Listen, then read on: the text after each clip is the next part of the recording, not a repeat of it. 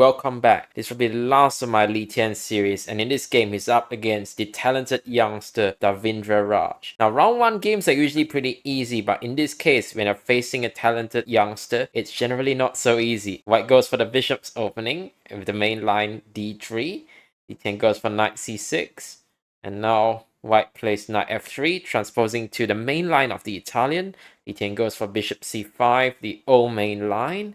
White plays c3. The idea will be to play d4 at a future date. Li Tian castles, and so does White. Now, Li Tian plays the move d6, and now White plays a very standard move with these lines, h3. The idea is to play d4 without running into any bishop g4 ideas. Now, Li Tian plays h6, stopping any bishop g5 moves. White plays bishop e3. Li Tian now takes this bishop, and White takes back. Now, Li Tian plays a very interesting move. He plays the move knight to a5, hitting the bishop on c4. Now, I think White could have played the bishop to b5, but instead, he drops back to b3 and allows Li Tian to take this bishop. I'm not so sure about that decision. Now, I think Black is doing very well.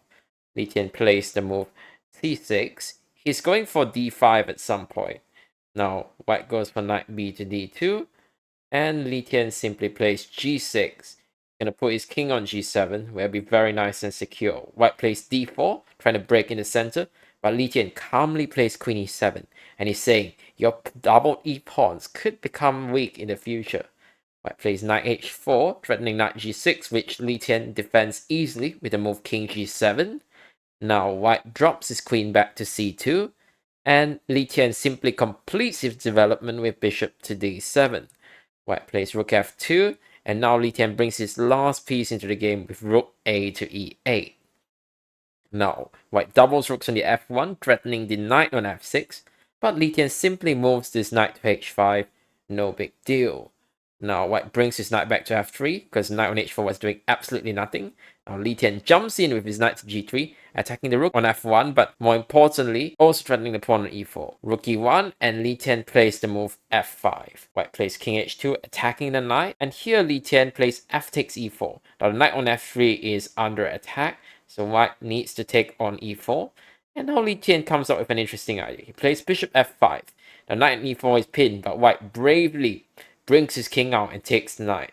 Li Tian immediately takes on d4, and it's clear the knight on e4 cannot be protected. But White can simply take back, e takes d4, bishop takes e4, and now simply step aside with the queen. The king on g3 may look exposed, but there's no way to exploit it.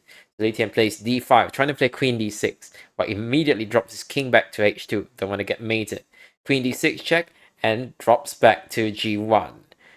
So, it looks like quite a dry position. Li Tian is creating some threats, but White calmly defends against the threat of bishop takes f3. Li Tian drops his bishop back to f5, but now White plays the move knight e5, and it turns out that bishop takes h3 is not possible because the pawn on h6 is going to hang at the end. So Li Tian plays h5. Now the queen starts to get chased back, and now a very nice move from White. He plays queen f4, offering the trade of queens, and in view of g4, Black has to take and rook takes f4. And this is a very nice endgame for White. Now, king g8. The idea is to not allow the move rook f7 with check. And the idea is after g4, h takes g4, h takes, Li Tian plays his bishop to e4.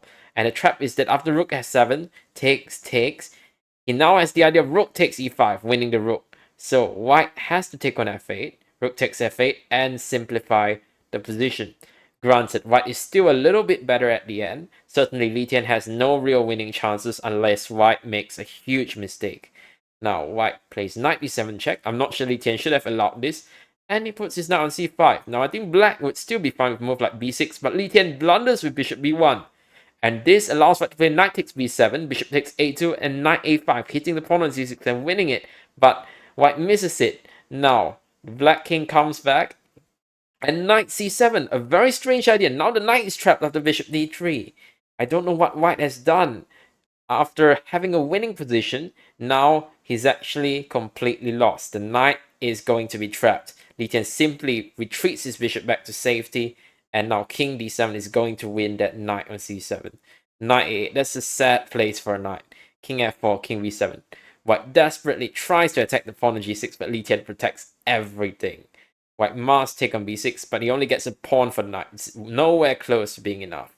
Li Tian's king simply walks over to the queen side, and there's really no chances at all.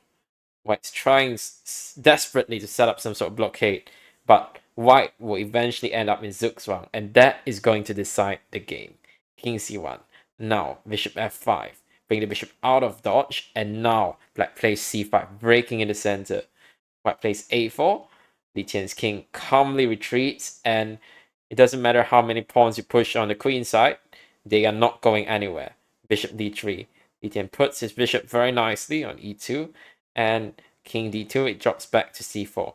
His idea would be to bring the king to the king side, and there's nothing White can do about this. King b2. Now Li Tian plays king e6. He's going king f5. I'm going to take that pawn on g5. Or maybe the pawn on d4. Who knows? He plays king f5. The pawn is gone. King h3. And interestingly enough, he's not going for the g5 pawn. He's going to take the pawn on d4. And after a5, Li Tian, I guess, simply take the pawn on a5. Yes, he does. And now king c5 wins the b pawn. King c6. The pawn is dead. b7, last ditch attempt, but now it's just too much material. Li Tian is up a metric ton in terms of pieces, and it's not even close. Keep in mind there is a 2-second increment, so flagging Li Tian is completely out of the question. Nonetheless, these kids don't know how to resign, and that's alright. You have the right to play on after all, but there really isn't any hope. Definitely not against such a strong player. Before the G pawn marches straight to glory, and so does the D pawn apparently. D3, and the G pawn is going to become the next queen of chess. G1 queen, King D2.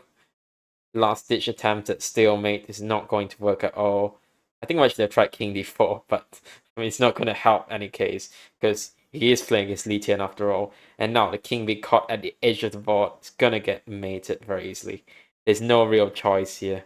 Queen B4, and finally it's mate. So yes, experience prevailed at the very end, but nonetheless, it was a great game by Davindra Raj, who really put Li Tian under pressure and was even winning at a specific moment. Thanks for watching, and I'll see you in the next video.